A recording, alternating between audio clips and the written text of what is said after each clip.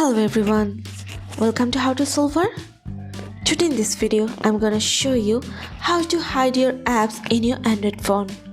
Before starting the video, please subscribe to How to Solver. So let's get started. For this, you have to open your settings. Now scroll down. Now press on security. Now scroll down and go to privacy and app encryption. Click on this.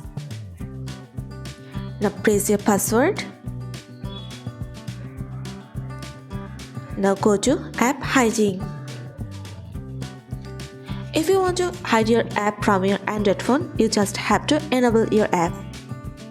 Press on confirm.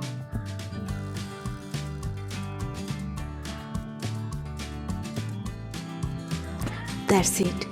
So this is how you can hide your app in your Android phone.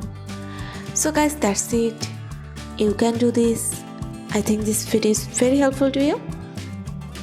If it was, then give a thumbs up and hit the subscribe button. And thanks for watching.